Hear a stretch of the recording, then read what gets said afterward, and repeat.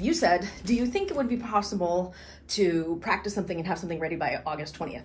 And I don't know if you're looking to have something ready that's fire or LED, but assuming you just want LED, then I think the answer is, the short answer is yes, we could have something. The longer answer is the depth and quality of what it would be is going to depend on the rigor with which you practice and the amount of difficulty we try and put in the piece. However, I think there's different goals when you can be, when you're building your poi practice, you could be building it to have an infinite repertoire of moves because you like the challenge of trying to like solve the puzzle that each move presents.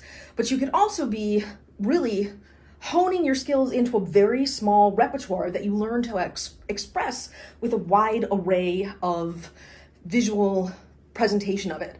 So like even if you just take the weave that you already know how to do and you learn how to do it with a larger size that appears like a different move, but the technique of it isn't so different and it's not like you're really solving a different puzzle. So I think what we could do is, I mean, it depends on how long a performance you actually want to be doing, but I think we could get you to a place where you could be doing 90 seconds.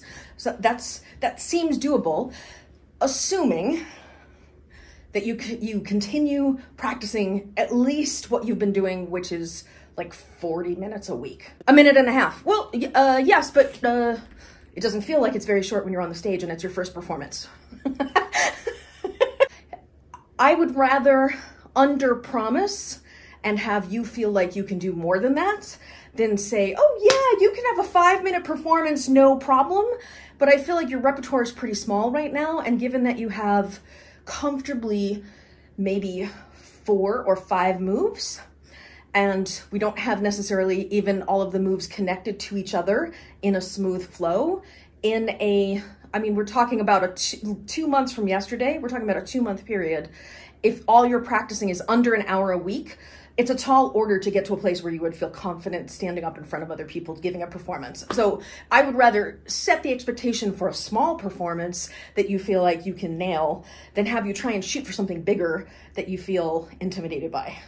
So yes, but those are the parameters that I would put around it to say, I think you can do it under that provision. Again, I would be happy to be wrong and for you to have more than that.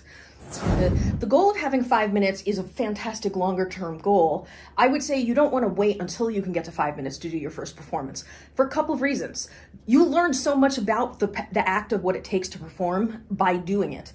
And you getting up and doing a 90-second performance may feel really short, but I assure you, if you haven't really done this before, the first time getting up there and doing it feels a lot longer to you than you think it does. And it takes a lot to be confident to hold an audience for 5 minutes. It's a lot easier to hold an audience for 90 seconds, especially in our like ADHD culture with all these, you know, where everything moves so fast and people have instant gratification. And I think getting juiced up from having had a successful 90-second performance will inspire you in the stepping stone. Here's another point to that. If you can get a 90-second performance and you face one way for the performance, like you have a piece of choreography, it's 90 seconds.